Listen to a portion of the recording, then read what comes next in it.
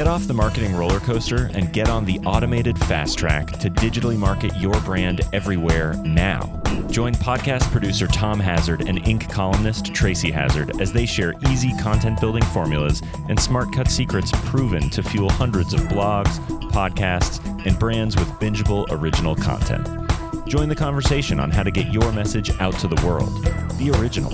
Be heard. Promote with power and purpose. Feed your brand. Hey everyone, welcome to Feed Your Brand. I'm Tom Hazzard, your host for today, and we are going to talk about podcast rebranding or going through a podcast rebrand. In particular, changing your show name, which a lot of podcasters end up doing at some point in their podcasting journey. So even if you are not in that place where you need to do this now, everybody considers pivoting their show name if they podcast long enough. Do you need to? No. Should some people consider rebranding their podcast name? Yes. And, I want to talk about really the qualities of a good podcast name, and I'll talk about why we might want to pivot our name. And I'm going to use myself as an example, with some of our show names that we've done in the past. I mean, sometimes pivoting your show name just means the direction you're taking a podcast has changed. And the old name is just no longer in alignment with where you're going with the podcast going forward. I mean, we've, before Feed Your Brand existed, and the idea was kind of a play on words between feeding your brand with content, which is what recording a podcast can do for you, and obviously does for all the people we work with at Podetize, but also was a play on a podcast feed, which is the mechanism. And I know a lot of people don't really realize this, but an RSS feed is the mechanism, the distribution method podcasts are syndicated to all the listening apps. That was a play on words, a little fun, maybe more of an inside joke. Maybe not everybody gets that, but more the idea of feeding your brand with content, I think makes more sense. Before that, we had, a different name, which when I look back on it now is terrible. I mean, we had a different version of the show called, about podcasting community, a name that was like, I think at one point Podcast Peeps or something. And it was, I hate to even admit that now. And, other people pivot their names like, I'm going to use an example, but I'm sort of going to change the names to not embarrass somebody. Okay. Right now, although I am going to give you some real examples here in this podcast too. But in terms of this name, we had somebody who has a show, and the show was their name. It was let's just say John Smith Show. And the show was about sales. Nothing about that name said anything about sales. And as this was a prospect, and I said, look, I want to help you get the most you can out of your podcast. You're going to buy some production for us. Really recommend we rebrand your podcast and change the name to be something that actually, when people hear it, gives them an idea that it's going to be about sales. And the John Smith Show, unless they know who you are, it doesn't say anything about sales. And now in this moment, I'm completely forgetting what the rebranded show name was, but I'm going to be looking that up as I talk to you here, because I owe you that. I thought it was going to pay off quicker, and it didn't, but it's a killer show name. Anyway, thought it would be right there, but it's not. Really, the name ended up being something more specifically about sales, something about, closing sales or something like that. All right, bad example. And now I just recorded that in the podcast. So you're getting a glimpse of, hey, you know what? You have a plan, something comes to mind, you talk about it. And if you're not prepared with that example, you get egg on your face. And I just got some on mine. But seriously, though, having a podcast that's all about you, if it's your name and your show, look, if you're well known in your industry or a celebrity, that makes perfect sense because your name is what it's about. But when your show is about a subject or if your name doesn't really talk about why people would want to listen, it's not going to be very effective for you. And unfortunately, Tracy has this show called The Binge Factor, and she has interviewed all sorts of successful podcasters about what makes them successful. But she also takes that opportunity to provide them some, I would say, constructive criticism about their show and how they could make even more improvements and achieve even greater success than they've already achieved. And I'm going to show you a few of them. And it really gets to this, issue of the podcast name, because the podcast name really, you choose a name for your podcast and it feels good at first and you start doing it. And as you experience putting episodes out there, you have a podcast name and it fits you in the beginning, or you think it does. And then you experience it and you realize, maybe that doesn't really mean to everybody else what it meant to me. And I would do better if I pivoted my name. So changing a name can have a big impact on, on the success of your name. And like I said, I'm going to show you some examples here. So what I'm going to do here now is share my screen. Those of you listening to the podcast, you might want to go to the blog post at podetize.com, where you can then see, I'll have the still images in that blog post, but if you also want to look at the video, you can. So here's a show, Brad Powell, somebody Tracy interviewed on The Binge Factor. And on his left is the old show name, and that's what it was when she interviewed him. And this cover art is what was featured in the blog post on thebingefactor.com. The live stream show, sounds, hey, live streaming is big today. Wonderful. Yeah. Let's do a show called the live stream show. I'm going to do it live. Let's call it that. Great. Does that tell you really what he's going to talk about? Really doesn't. And so you can see he pivoted his name after the Binge Factor interview with Tracy and called it the Standout CEO Show.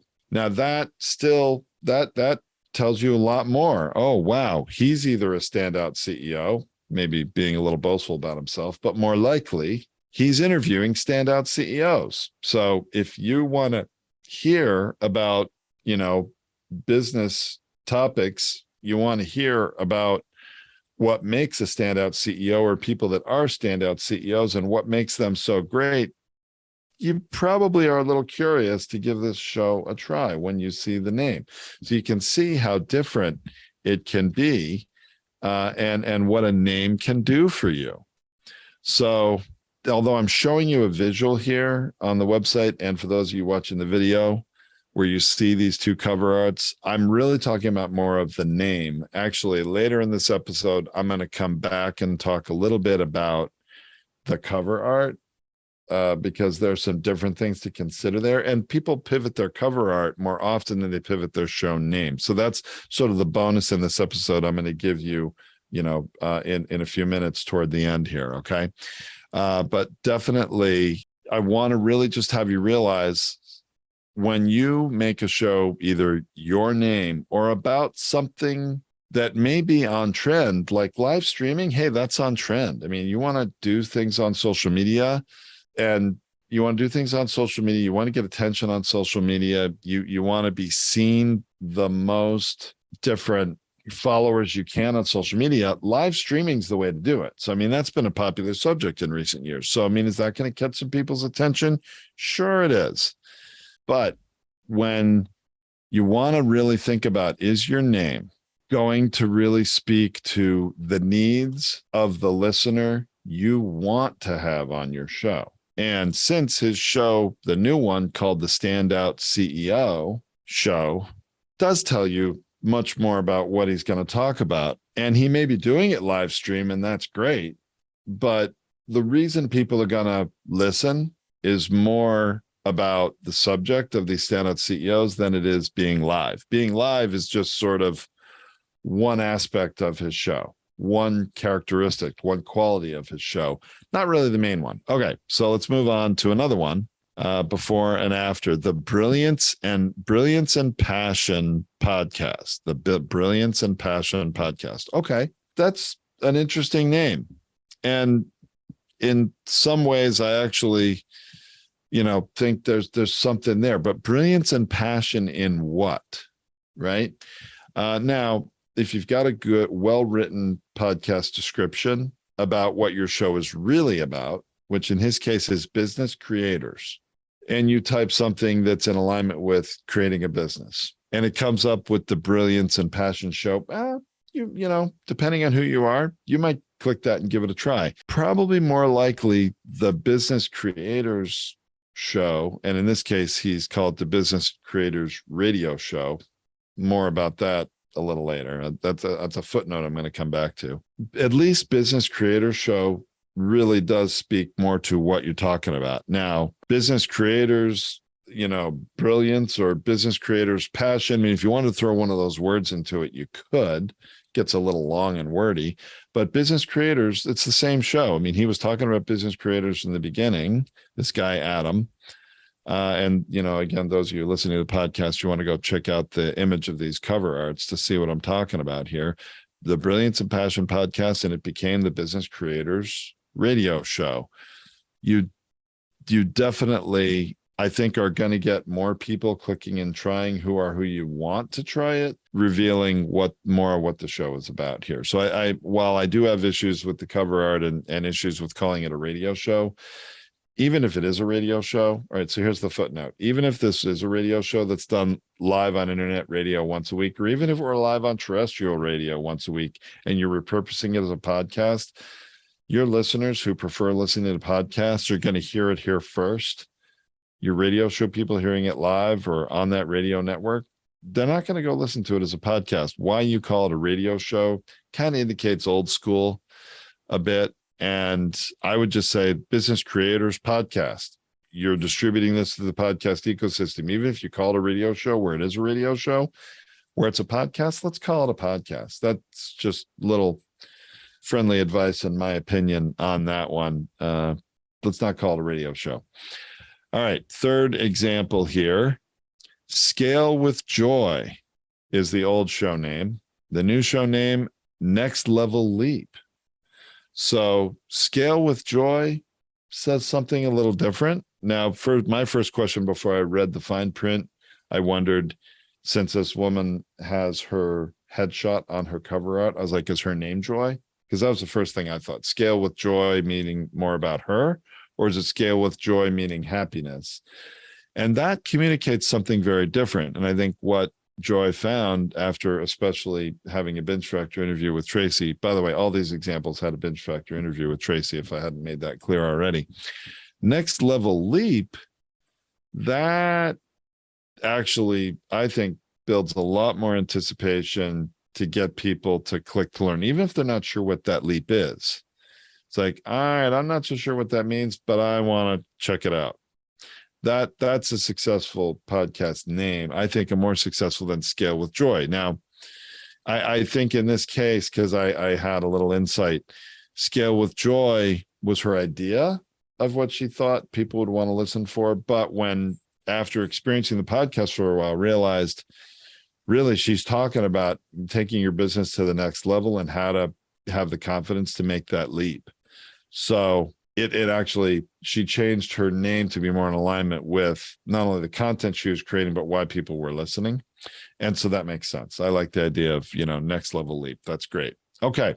So you can see how names can make a big difference. And I'm going to come back now to talk about cover art for a minute. And this is, I didn't intend to talk about this in this episode, but as I'm using these examples and showing them, I need to talk about them. Two of these cover arts make what I regard as a tactical error in most cases, not all cases, in that they're putting their face on the cover art. And it's not that there's anything wrong with how these people look. Nothing wrong whatsoever. And some people are like, hey, it's my show. I need to be in integrity and put my face on the cover art. Standout CEO Show does that here. Brad Powell has his actually full torso shot on there. I'm glad it's only taking up about a quarter of the surface area of the cover art. It's not dominating it.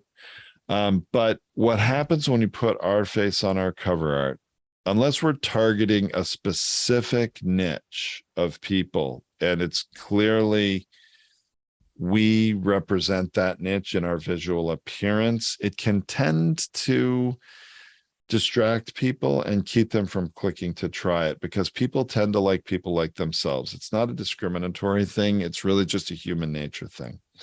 So if I'm not an older white guy, as Brad is here on his cover art, if I'm a millennial person of color, man or woman, I just may not identify with him. And even though it's standout CEOs of interest to me, there's going to be a few other shows in my search that come up. And if I see one that I relate to more, I'm going to go to that and not even give this a try. So we tend to recommend get your face off your cover art. You'll get more click engagement and get people to try it. With most people, we certainly try to do that. And then that's what I recommend in general. Now, it's, you know what? I just make a recommendation as a podcast strategist and consultant. I just make a recommendation, and it's your show. The best I can do is just share with you what I think is going to get you more click engagement. And after that, you make it's a business decision or creative decision. And after all, it's your show and you can have it the way you want. All right, let's move on to, again, the before and after, the Brilliance and Passion podcast and the Business Creators Radio Show. Now, to me, this cover art each makes a similar mistake in that it's almost all about the text and the font. And this is a missed opportunity to have, because here's the thing. There have been research studies done that show you that people respond to images and graphics faster than they read words. Their brains process images and visual graphics in, the smallest fraction of a millisecond, whereas reading words takes reading, interpreting, and processing in your brain and takes longer. Now, we're talking about a second or two. We're not talking about many, many seconds, but your brain gravitates to the visuals first. So when you have a cover art that's all about the words, you're missing an opportunity to catch people's attention, pique curiosity, and get them to click, to get to the point where they will read the words. Something visual is going to attract them first. And other cover arts up there that have other visuals are going to command their attention quicker. So, and the new one, although I do think the Business Creators Radio Show is incrementally a better title of a show than the Brilliance and Passion podcast, because it tells you it's about business creators, and people are going to understand that, and the right people are going to click. Using a microphone as your image, this is sort of the most cliche imagery for a radio show and podcasting. And it's unfortunately, I think, a bit of a rookie error and a wasted opportunity. Business Creators Show, there's probably a lot of other images that could indicate business creators and make people feel like, oh, I want to be a part of that tribe. I want to be a part of that community. And it would at least attract them to the point where they visually are attracted and read, oh, Business Creators Show. Awesome. Yeah, that's for me. I want to click and try that. So just a missed opportunity with this one, although not making the first mistake that I said. Now, this third one, Scale with Joy, Next Level Leap.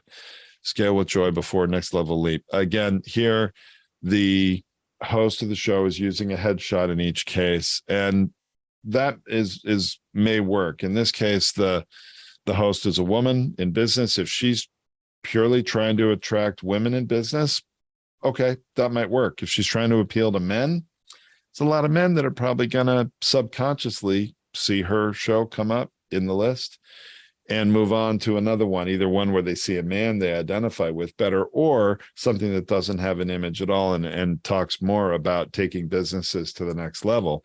So it can hurt you unintentionally, but again, it's your show. You can do what you want. So, hey, my staff, as I've been talking about this podcast here, about this subject, when I want to go back to what I was talking about with that show, remember I talked about the John Smith show? Okay, so that was a sales related podcast. Okay, so we found the name, and now I can share it with you. And although I have egg on my face, I'm maybe going to have a little redemption.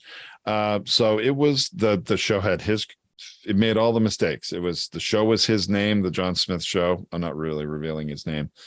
And he had his face on the cover art. And when we came to rebranding this, I thought we came up with the most brilliant name that really got at the heart of what he talked about in his episodes. And that came through a little bit of a brainstorming process where his show, we came up with the name The Selling Dilemma, because it was about sales, but it was about a certain aspects of sales where, making tough decisions on how to achieve success with selling.